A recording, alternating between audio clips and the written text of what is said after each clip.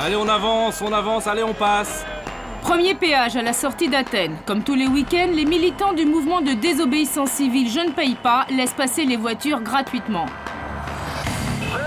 On ne paye pas les péages. On ne paye pas leur crise. Que les vrais responsables payent. Pour eux, il s'agit de résister à l'augmentation des taxes et des impôts dus à la crise économique qui frappe les Grecs depuis 1 an. Le soutien de la population est massif. Vous êtes d'accord? Évidemment que je suis d'accord. Tenez, regardez. Nous, les routiers, on paye très cher chaque voyage, des centaines d'euros pour des routes de merde. Bravo, c'est super, les gars. Manque à gagner chaque week-end un demi-million d'euros sur l'ensemble du pays et le mouvement fait tache d'huile. Ils ont peur que ce mouvement ne s'étende à d'autres secteurs de la société. Nous avons commencé à agir pour ne pas payer le ticket modérateur à l'hôpital, mais les gens pourraient étendre le mouvement. Ils pourraient refuser de payer l'électricité, le téléphone ou l'eau, ne pas rembourser leurs emprunts bancaires, car ils n'ont pas de quoi payer. Cette campagne de résistance intervient alors que la Grèce est au bord de la faillite. Il y a 1 an, le pays a été sauvé par un prêt de la communauté internationale de 110 milliards d'euros. En échange, le Premier ministre grec s'engageait à remplir les caisses de l'État et surtout à lutter contre la fraude fiscale. DSK était venu en personne faire la leçon aux députés grecs. Il serait totalement inutile de vous fournir une aide sans résoudre les causes du problème que l'on essaie de régler, en particulier celui de la fraude fiscale, bien connu de tous. Comment faire payer l'impôt à tous les Grecs? C'est la mission impossible confiée à cet homme, le monsieur impôt du gouvernement.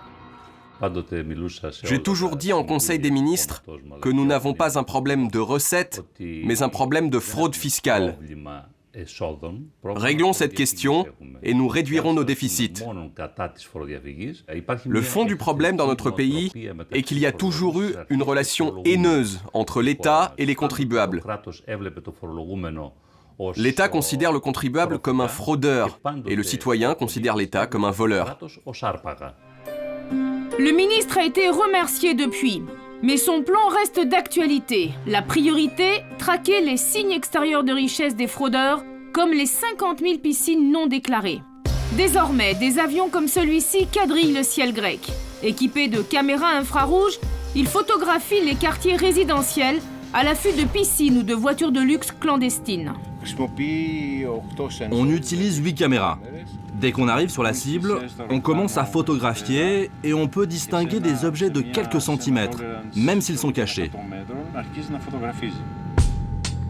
Ces séances de chasse aérienne auraient déjà permis à l'État de récupérer plusieurs millions d'euros. À terre, ce sont les inspecteurs du fisc qui prennent le relais. Eux traquent les commerçants soupçonnés de fraude à la TVA. Et dans la rue, ils n'hésitent pas à contrôler les acheteurs à la sortie des magasins pour vérifier les tickets de caisse. Combien avez-vous payé? 65 euros. 65 euros? Et qu'est-ce que vous avez acheté exactement? Juste un t-shirt. Ah, un t-shirt. Très bien, merci beaucoup. Les commerçants connaissent des problèmes, surtout les magasins de chaussures et de vêtements. Les banques ne les soutiennent pas et leur chiffre d'affaires a chuté. Alors on les contrôle sans les harceler. Par contre, ceux qui ont droit à des inspections plus poussées, ce sont les cafétérias et les bars. Eux ont beaucoup de clients et doivent nous reverser la TVA très rapidement. Des inspecteurs finalement plutôt bien reçus.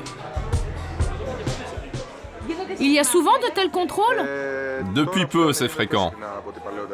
Et vous êtes en règle? Oui, comme tout le monde, on a peur. Nos livres de comptes sont à jour, on fait au mieux. Mercredi 4 mai, dans un centre des impôts d'Athènes, c'est jour de déclaration. La première depuis la nouvelle loi fiscale qui oblige les Grecs à conserver tous leurs tickets de caisse de l'année. Les files d'attente s'allongent et les déclarations s'empilent. De quoi submerger une administration déjà bien dépassée. Les contribuables, eux, n'hésitent pas à monter à l'étage pour négocier directement avec les responsables. Bon Dieu, je vous demande juste 1 mois de délai, alors que tous les autres qui doivent des milliards, vous les laissez tranquilles. Comment voulez-vous que je vous accorde un délai si les ordres sont d'encaisser tout de suite? C'est ça qu'ils nous demandent là-haut. La fraude fiscale était comme un sport ici en Grèce, un sport. C'est dû en partie au dysfonctionnement de l'administration, mais c'est aussi la faute de nos dirigeants qui n'ont pas donné les bons signaux.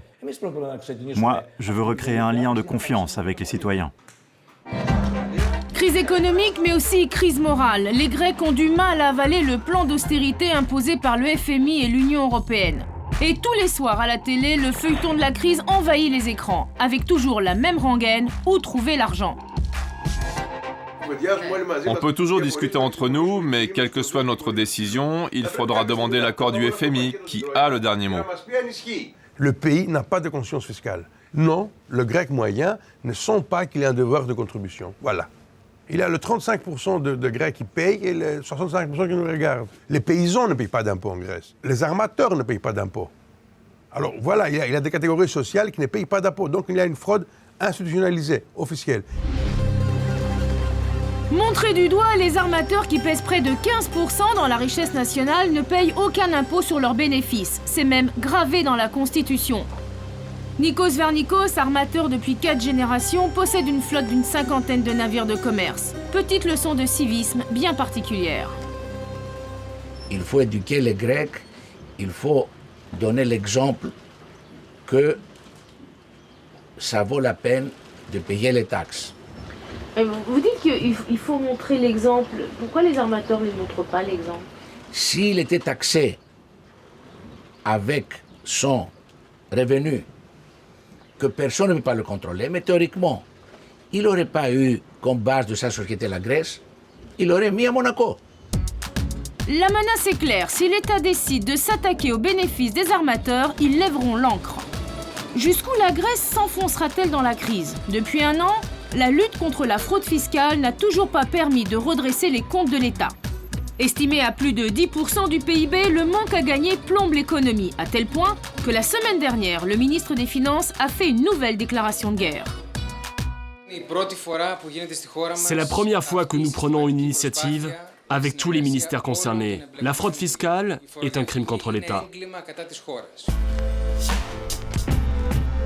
Réponse de la rue mercredi dernier, une grève générale massivement suivie avec de violents affrontements. Pour les Grecs, le véritable crime, c'est la politique d'austérité. La justice fiscale, ils ne sont pas prêts d'y croire.